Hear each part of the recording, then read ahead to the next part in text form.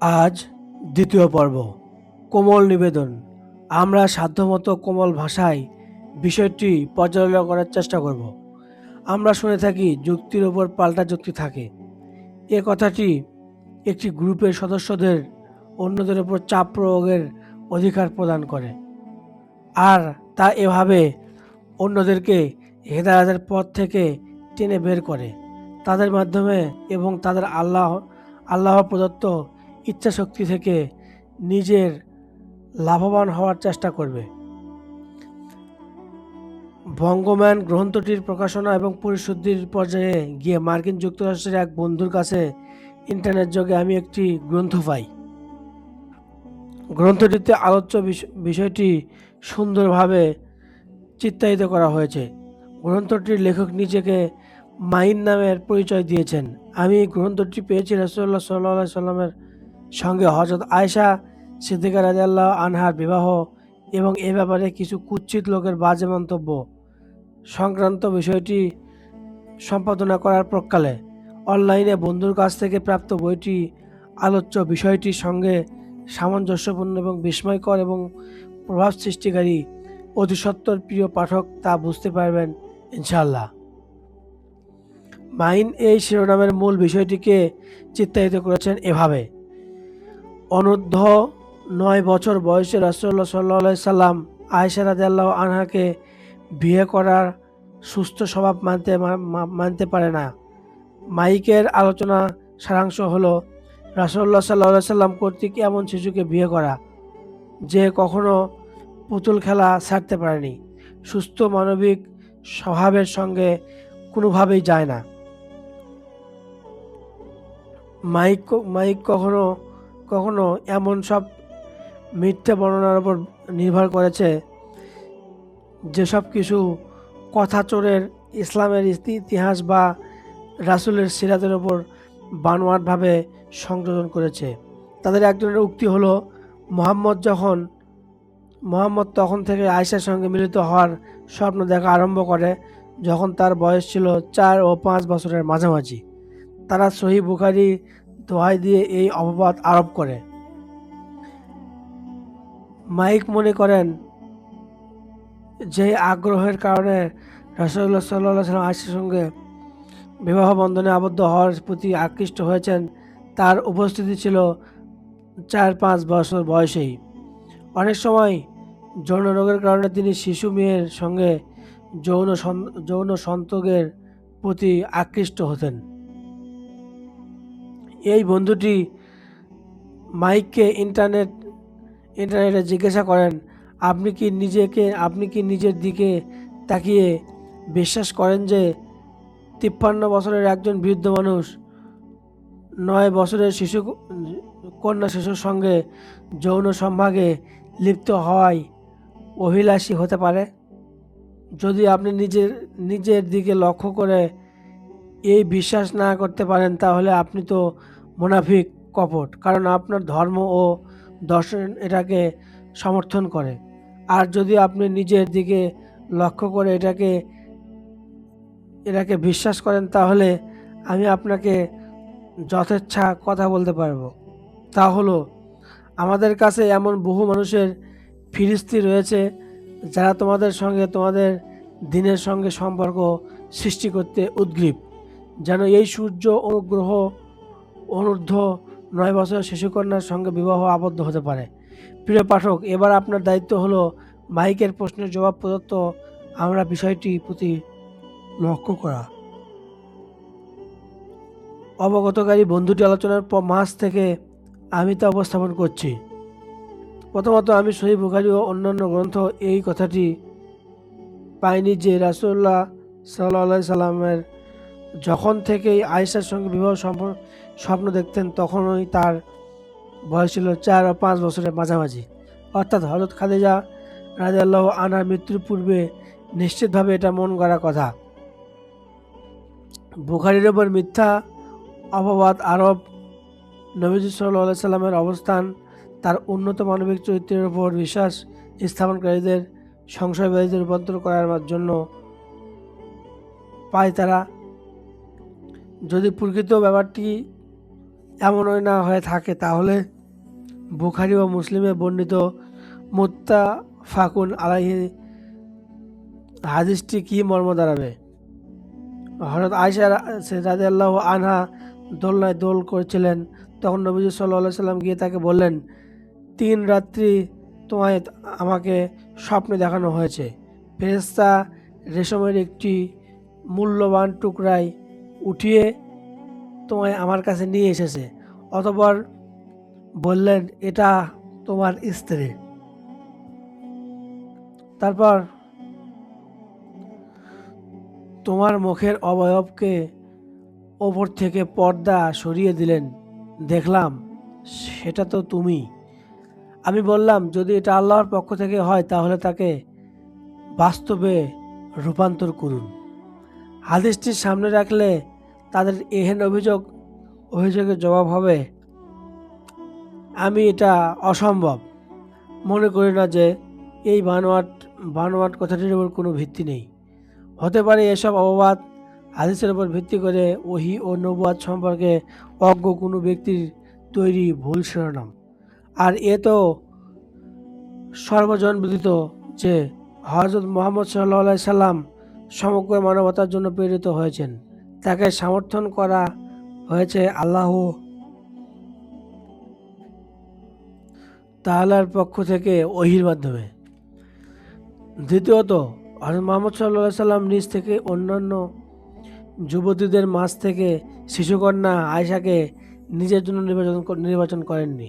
তার সঙ্গে সম্পর্ক সৃষ্টি হয়নি। উপরন্তু তিনি ছিলেন একান্তই শিশু, যে কারণে নবীজি সাল্লাল্লাহু আলাইহি সাল্লাম আয়েশার পিতামাতার কাছে বিয়ের প্রস্তাব নিয়ে যাননি, কারণ এতে তারা উম্মাহ প্রকাশ করতে পারেন। কোনো ঐতিহাসিক বা সিরাতকারই নবীজির ব্যাপারে এমন কথা উল্লেখ করেননি। বুখারী ইত্যাদির বর্ণিত হাদিস থেকে উপযুক্ত পাওয়া যায় তা হলো, হযরত খাদিজা রাদিয়াল্লাহু আনহার তিরোধানের পর হযরত খাওলা বিনতে হাকিম রাসূলুল্লাহ সাল্লাল্লাহু আলাইহি সাল্লামের নিকট এসে বললেন, হে আল্লাহর রাসূল, আপনি কি বিয়ে করবেন না? নবীজি, কাকে? খাওলা, আপনি চাইলে কুমারীও হতে পারে, অকুমারীও হতে পারে। নবীজি, কুমারীকে? অকুমারীকে? খাওলা, কুমারী হলো আপনার কাছে আল্লাহর সবচেয়ে প্রিয় সৃষ্টি আবু বকরের মেয়ে আয়েশা, আর অকুমারী হলো সাউদা বিনতে জামা রাদিয়াল্লাহু আনহা। সে আপনার প্রতি ঈমান এনেছে, আপনার আনুগত্য গ্রহণ করেছে। নবীজি, তাহলে দুজনের নিকট গিয়েই আমার সঙ্গে বিয়ের বিষয়ে আলোচনা করো। সুতরাং হযরত খাওলা রাদিয়াল্লাহু আনহা হযরত আবু বকর রাদিয়াল্লাহু আনহার বাড়িতে গিয়ে উম্মে রোমানকে পেলেন। অতঃপর খাওলা, আল্লাহ তাআলা আপনাদের জন্য অনেক কল্যাণ ও বরকত প্রেরণ করেছেন। উম্মে রোমান, কি সেটা? খাওলা, রাসূলুল্লাহ সাল্লাল্লাহু আলাইহি সাল্লাম আমাকে প্রেরণ করেছেন তার সঙ্গে আয়েশার বিয়ের প্রস্তাব দিয়ে। উম্মে রোমান, আমি চাচ্ছি তুমি আবু বকর আসা পর্যন্ত একটু অপেক্ষা করো। ইতিমধ্যে হযরত আবু বকর রাদিয়াল্লাহু আনহুর আগমন ঘটল। হযরত খাওলা রাদিয়াল্লাহু আনহার সামনে পুরো ব্যাপারটি খুলে বললেন। ইতিমধ্যে আবু বকর এক ভাইয়ের জন্য কি আরেক ভাইয়ের মেয়ে বন্ধু হিসেবে ভাই, আপন ভাই নয়, উপযোগী হবে? প্রশ্নের নিরসনের জন্য হযরত খাওলা রাসূলুল্লাহ সাল্লাল্লাহু আলাইহি সাল্লামের নিকট গিয়ে বিষয়টি আলোচনা করলেন। নবীজি, তুমি আবু বকরকে গিয়ে বলো, আপনি তো আমার ইসলামী ভাই, আপন নয়, অতএব আপনার মেয়ে আমার জন্য হালাল হবে। সুতরাং হযরত আবু বকর রাদিয়াল্লাহু আনহু নবীজির দরবারে হাজির হয়ে তার সঙ্গে নিজের কন্যার বিয়ে দিলেন। তখন হযরত আয়েশা রাদিয়াল্লাহু আনহার বয়স হয়েছিল 6 বছর, মতান্তরে 7 বছর। এই হাদিসটি প্রমাণ করে নবীজি সাল্লাল্লাহু আলাইহি সাল্লাম এর মস্তিষ্ক সর্বপ্রকারের নারীর বিষয়ে থেকেই মুক্ত ছিল। নবীজিকে হযরত আয়েশার বিষয়ে প্রস্তাবকারী এবং হযরত আয়েশাকে রাসূলের ব্যাপারে সম্মতকারী ছিলেন হযরত খাওলা রাদিয়াল্লাহু আনহা। যাবতীয় কলকাঠি তিনিই নেড়েছেন। নবীজি সাল্লাল্লাহু আলাইহি সাল্লাম কেবল তাতে সম্মতি জ্ঞাপন করেছেন। যারা বলে নবীজি সাল্লাল্লাহু আলাইহি সাল্লাম শিশুদের প্রতি আকৃষ্ট রোগে আক্রান্ত ছিলেন, তাদের চিন্তাধারা কোনো পর্যায়ে চিন্তা করুন। তাহলে হযরত খাওলা কর্তৃক আয়েশা রাদিয়াল্লাহু আনহাকে নবীজির স্ত্রী হিসেবে নির্বাচন করা, হযরত আয়েশাকে রাজি করানো এবং তার পিতামাতা কর্তৃক নিঃসংকোচ রাজি হয়ে যাওয়ার বিষয়টি তো সর্বসম্মতভাবে বিষয়ের এই ভূমিকায় প্রমাণ করে যে তৎকালীন যুগে ব্যাপকভাবে মক্কার যে বিশেষভাবে ইসলামের এই ধরনের বিষয়ে গর্হিত এবং অপ্রচলিত ছিল না, বরং সাধারণভাবে বিয়ে হতো। আমরা জানি যদি প্রস্তাবিত ও সর্বজন বিদিত এই বিবাহটি মাইকের বক্তব্য অনুযায়ী সুস্থ মানবিক স্বভাবের সঙ্গে সাংঘর্ষিক হতো, তাহলে সেই সমাজে অবশ্যই এমন কিছু মানুষ থাকতো যারা মানব স্বভাব বিবর্জিত প্রথার বিরুদ্ধে প্রতিবাদ করত। বিশেষ করে সেই সময় যখন গোটা মক্কা ছিল নবীজি সাল্লাল্লাহু আলাইহি সাল্লামের প্রাণঘাতী শত্রু। তৃতীয়, মাইক যদি বলেন, যদিও এমন বিয়ে তৎকালীন যুগে প্রচলিত ছিল, তবে গোটা মক্কি সমাজ কিন্তু এই শ্রেণীর বিয়ের ব্যাপারে সন্তুষ্ট ছিল না। কারণ সুস্থ মানব স্বভাবের সঙ্গে এটা কোনোভাবেই যায় না যে 53 বছরের একজন বৃদ্ধ 9 বছরের একটি মেয়ের সঙ্গে সঙ্গত হবে। তো মাইকের জন্য এর সমীচীন জবাবটি এমন যে মাইকের মনে ধরবে না, এমনকি যারা সংস্কৃতি থেকে উপকৃত হওয়ার চেষ্টা করে তাদের মনেও ধরবে না। জবাবটি হলো, নারীর সঙ্গে সঙ্গত হয়ে যৌন চাহিদা নিবারণ করার জন্য সময় নারী ভেদে সেরকম হয়ে থাকে। সেই বেশ রকম ঘটে পরিবেশ ও জলবায়ুর বেশ রকম কারণে। গরম প্রধান শহরগুলোতে, যেমন জাজিরাতুল আরব সহ আফ্রিকার অনেকগুলো শহর, যেখানে মেয়েরা 10 বছর বয়সেই শৈশবেই ঋতুবতী হয়ে যায়, এমনকি পরিপক্ক নারীদের অধিকারী হয়ে ওঠে। আর মিশরে এটা তো সাধারণ ব্যাপার। এখানে শেষ নয়, বরং নজদ, সুদান এবং নাইজেরিয়া সহ অনেক দেশে তো এরকমও কম বয়সেই মেয়েরা বালেগা হয়ে যায়। পক্ষান্তরে শীতপ্রধান দেশগুলো, যার মধ্যে এশিয়া এবং ইউরোপ অঞ্চলগুলো অন্যতম, এসব দেশে মেয়েদের বয়স 14 পেরিয়ে গেলেও ঋতু দেখা যায় না। মক্কি সমাজ রাসূলুল্লাহ সাল্লাল্লাহু আলাইহি সাল্লামের সঙ্গে আয়েশা রাদিয়াল্লাহু আনহার বিবাহের ক্ষেত্রে এই নীতি অনুসরণ করেছে। তাদের কর্মরীতি এই নীতিরই ব্যাখ্যা দেয়, যা প্রমাণ করে যে এই বিয়ে সম্পূর্ণ ইতিবাচকভাবেই হয়েছে, প্রতিকূল পরিবেশে জোরপূর্বক হয়নি। এটা বিরল প্রকৃতির রেজামন্দি ছিল না। পরিবার ও জলবায়ুর আনুকূল্যের সঙ্গে সঙ্গে স্বভাবগত আকর্ষণেই এই বিয়ে সম্পাদনা হয়েছে। তবে মাইকের পক্ষ থেকে এটা বলা অসম্ভব নয় যে মানলাম যে বিষয়টি এমনই ছিল, কিন্তু এটা কি জুলুম নয় যে জীবনের বহু বসন্ত পেরোনো বয়োবৃদ্ধ একজন মানুষ নিয়ামতের সম্ভোগে প্রায় তৃপ্ত একজন বুড়ো মানুষ কিভাবে নতুন জীবন সাজানোর